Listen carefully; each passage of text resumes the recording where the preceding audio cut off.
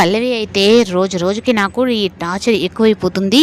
ఇవన్నీ నేను క్లీన్ చేయాలా అని చెప్పని మాట్లాడుతూ ఉంటే ఈ లోపల అక్కడికైతే కమల్ వచ్చి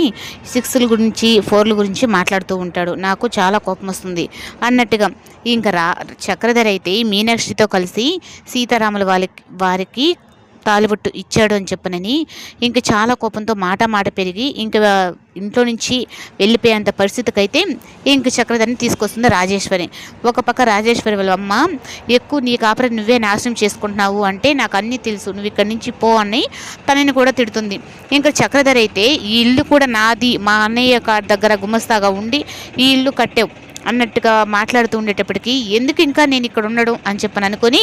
ఇంక చక్రధర్ అయితే ఇంట్లో నుంచి వచ్చేస్తాడు. ఇంకా అవని వాళ్ళకైతే తను భరత్ ఇంట్లో లేడు, ఇంట్లోకి రాకుండా అలాగే ఉన్నాడు అని చెప్పి అనేటప్పటికీ ఇంక అవని అయితే ఇంక వెంటనే భరత్ మీనాక్షి దగ్గరికి అయితే వస్తుంది. ఎందుకురా ఇలా చేస్తున్నావు, అమ్మని ఇప్పుడు కూడా బాధ పెడుతున్నావా అంటే లేదక్క, నేను ఈ విషయంలో నేను ఒక నిర్ణయం తీసుకున్నా. అమ్మ నాతోనే ఉండొచ్చు, కానీ నాన్న మాత్రం మాతో వచ్చి కలిసి అట్లా మాట్లాడేదానికి నాకు ఇష్టం లేదు, అసలు నాన్నతో మాట్లాడడానికి అంతా కూడా నాకు ఇష్టం లేదు అన్నట్టుగా చెప్పేటప్పటికీ ఇంకా అవని అయితే సరే నాన్న మీ దగ్గరికి రాడు, అమ్మని కూడా కలవడు, కానీ అమ్మని నువ్వు దూరం చేసుకుంటావా అంటే అవును, అమ్మకు కూడా దూరంగా బతకగలుగుతున్నామో కానీ ఆయన వచ్చి ఆ ఇంట్లో ఉన్నాడు అంటే మాత్రం నేను ఆ ఇంట్లో బతకలేను అని చెప్పని అనేటప్పటికీ ఇంకా చక్రధర్ అయితే నా వల్లే కదా నా కొడుకు ఇలా మాట్లాడడానికి అయ్యాను,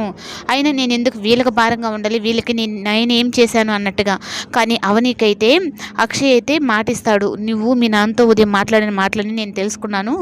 రాజేశ్వరి ఆంటీ కొడుకు భరత్ అని, ఆ పల్లవి అవని మీ ఇద్దరు అక్క చెల్లెళ్ళు కవలని నేను మొత్తం నిజం తెలుసుకున్నాను అవని, ఇప్పుడు నేను ఉన్న సిచ్యువేషను నేను అర్థం చేసుకోగలను అని చెప్పని అంటూ ఉంటే మీలాంటి భర్త దొరికినందుకు నాకు చాలా సంతోషంగా ఉందండి.